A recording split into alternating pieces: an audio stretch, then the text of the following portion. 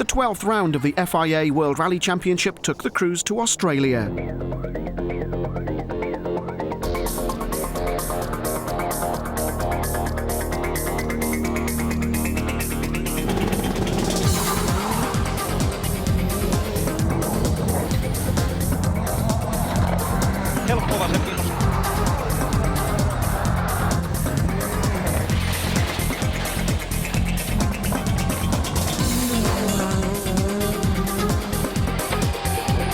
Into 6 left, 50. Apart from 2 super specials at Langley Park, Leg 1 stages were all run in the forestry plantations east of Perth. Fastest on stage 3 moved Richard Burns into the rally lead. 80 left max, 60 flat right plus and right max, 150. Fifth after stage 2, Didier Auriol was second after the third stage. Teammate Carlos Sainz, the early leader, was now down to third. Winner of the opening super special stage, McCrae suffered suspension problems. 1996 Rally Australia winner Tommy Mäkinen began well.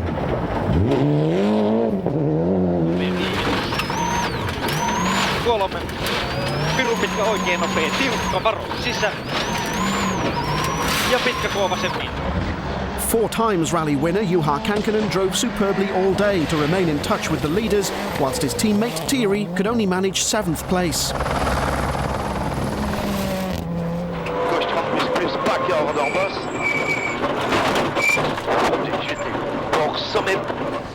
Piero Liati's last rally with Subaru came to a sad and premature end.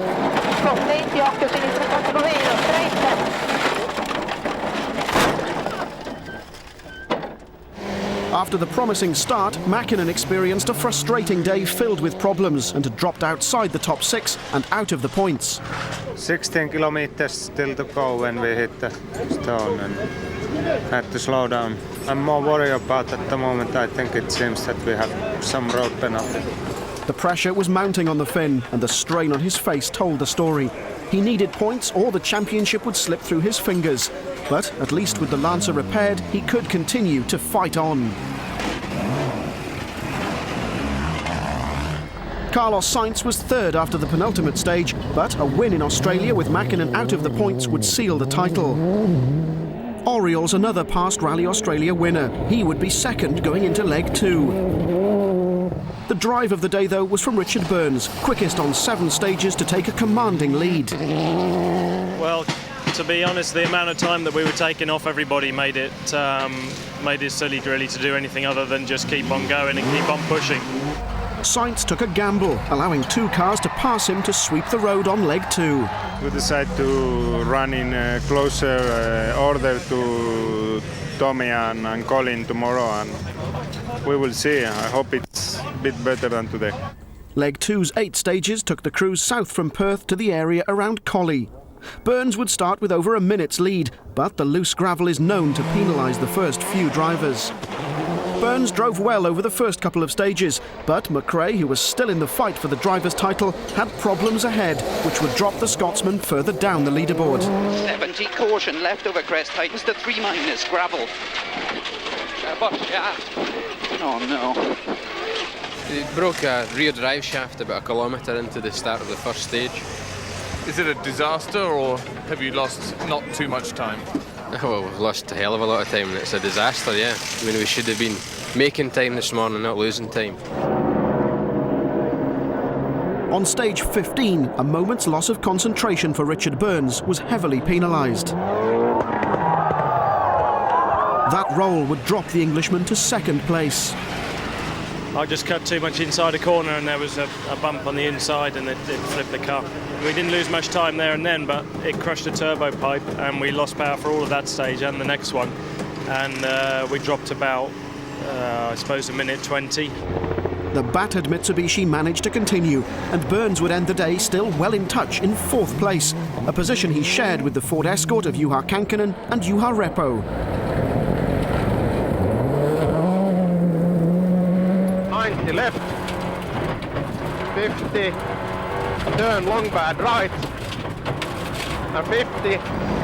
Trying as hard as he could, Didier Auriol couldn't hold on to his second place and slipped to third behind an inspired Tommi Mäkinen, who set 6 fastest times on his way to second, keeping the championship fight alive. Ja vasen eri ohjeen.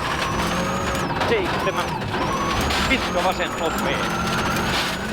Carlos Sainz's gamble had worked, from 5th to 1st on the second leg, with the help of the road sweepers and Richard Burns' problem, and the battle looked set for the final day.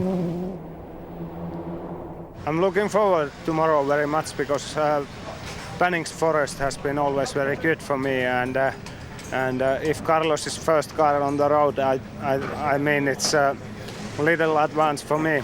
But his optimism was dashed after the leg's final stage. Tommi was judged to have jumped the start and was penalised a minute, giving Sainz the advantage.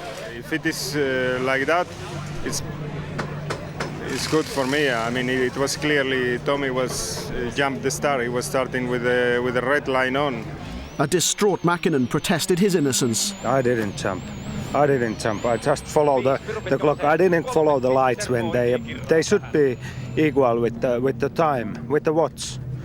I just follow the time when it's running, and I just start immediately when it's 0. Daylight and the rally stewards had overturned the penalty. The start light system on this event is quite revolutionary, and unfortunately, because it wasn't in the regulations, it was an error on the organisers' part, and we made a protest on the basis that this was incorrect, and the stewards accepted our protest and deleted the 1-minute penalty. For me, this is a scandal. I mean, it was very clear yesterday what's happened. The bin was showing what's happened. 20,000 people saw what's happened. And for me, it is so clear that I don't understand. 5 stages in the Bunnings Forest southeast of Perth would then settle the rally, and huge crowds flocked to the stages, sensing there was an epic battle in store. Carlos Sainz was first away on the opening stage and was slower than Tommi Mäkinen, but only by 0.4 of a second, although he knew the Finn wouldn't be his only threat. 5 right, let's have a big jump. Into K, 6 left over jump. 50. 5 right, mine left, minus over crest line. It's into 3 right. It was Colin McRae who set the pace, fastest on the first 3 stages. He incredibly took the rally lead after stage 22. Colin knew he had to win to stay in the title race. Well, I think Colin now is on a high. We've only got one more stage, and the last one is a Mickey Mouse one. All we need is about 10 seconds, and then that'll be enough. The road conditions have cleaned up a lot better than we thought they would, obviously, but we've got a greater advantage than we thought. Freddie Loix, in Australia to gain experience, would finish the rally in 6th place. Kankkunen was in the points yet again, and 5th. Burns was now in a 5-way battle for first place, but there was drama ahead. Low. 40. Flat right. Minus. The Mitsubishi struggled on, but a damaged radiator meant retirement almost within sight of the finish. I braked too late for a 5th gear corner coming down from about 100 miles an hour, and that's it. I couldn't get around the corner. Storming through stage 23, McRae was on course for his 2nd consecutive victory down under. What's happened? 50. 4 right plus line, don't cut. Oh, I don't believe it. 100. Don't believe 4 Ks to go. 5 right over crest line. There's nothing, no power. A blown turbocharger. First place quickly became 4th. It's blown a turbo 4Ks from the end, so there's absolutely no power left in the engine then. What went through your mind when that happened? That was it, the championship's gone. Didier Auriol gained 2 places as a result of the incident-packed stage 23 to finish 3rd. Sainz started the final stage 1/10 of a second behind Mäkinen, but the Spaniard would finish at 18 seconds adrift, and so it was Tommi Mäkinen setting the quickest time, who won in Australia, his 3rd victory in a row, to take the Drivers' Championship down to the last round in Great Britain.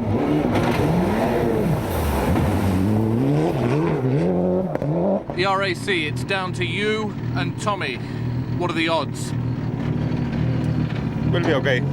Everything can change so quickly. You are just behind, suddenly you are very far behind, and then you are leading again, and it's, I mean, it can't happen anywhere else.